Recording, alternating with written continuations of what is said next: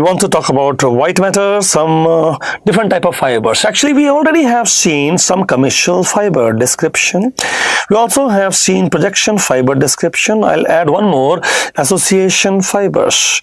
See, this question is asking association fibers. They are connecting the cerebrum on the same side of the brain. They do not cross the midline. The one which cross the midline is commissure fiber, like corpus callosum is commissure fiber. And once you say so, this is not association fiber. Association fiber, this is actually the answer because it is a part of corpus callosum. And if you say it is a part of corpus callosum, then it is actually commissure fibers. You mean to say that the others, uncinate or maybe cingulum or the longitudinal fasciculus, they keep connecting brain on the same side? Yes, but not the forceps major. This is actually commissure fiber. Let us look at some more details. We are looking at the coronal section of the brain once again, removing the front of the brain and looking at the coronal section front view. These are the three fibers that could be association fiber, commissure or projection fibers. And if you are talking about the association fibers, they keep connecting the cerebrum on the same side of the midline, do not cross the midline. That was the question. Then what about the others? Others, I have commissure fibers like corpus callosum, which is crossing the midline and connecting one right side of the brain with the left side of the brain, like that forceps major was our answer, commissure fibers.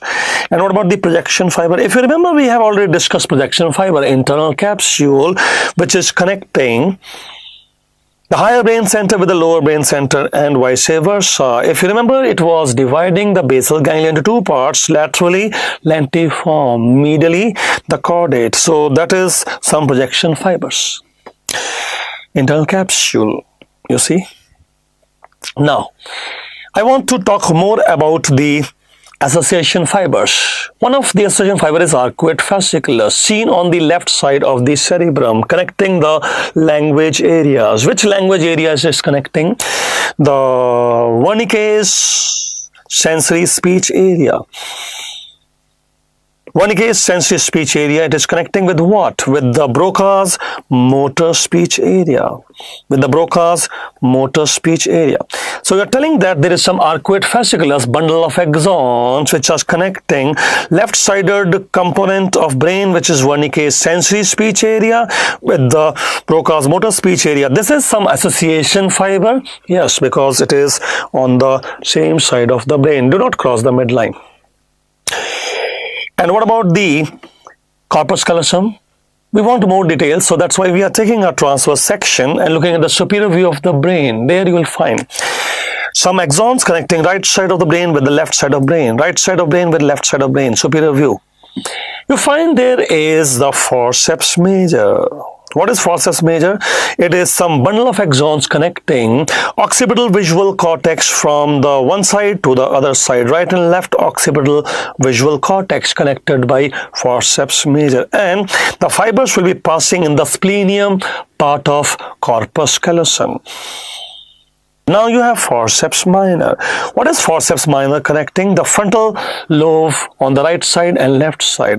So when you connect the frontal lobe on the right and left side, the forceps minor, the axons, where they are found in the corpus callosum, the genu part of corpus callosum. That will be genu part of corpus callosum. And how do I connect the parietal with parietal or the temporal with temporal?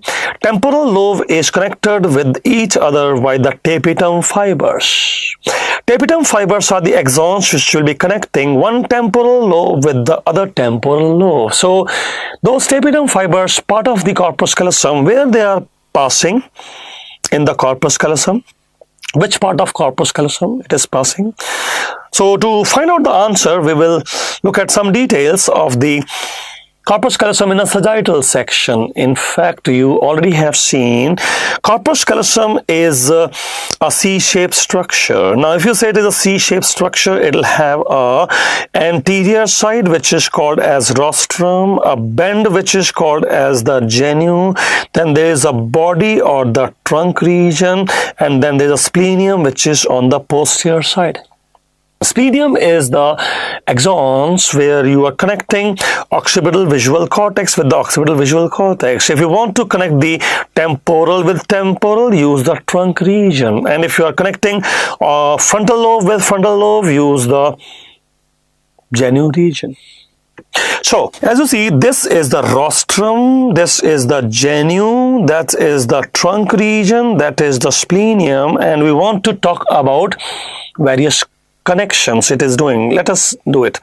See, if you are talking about corpus callosum, this is a sagittal section, and what we have learnt is, if I want to connect the frontal lobe with the frontal lobe, the fibers are called the forceps minor, and they are passing through genu of the corpus callosum. They were forceps minor.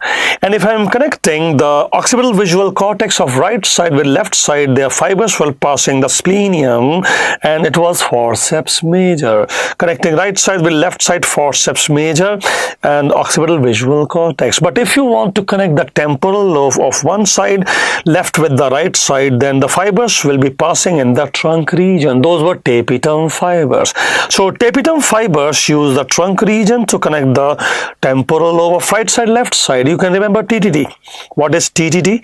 TTT means in the trunk region of the corpus callosum, you have tapetum fibers which are going to connect the one temporal lobe with the other temporal lobe. TTT.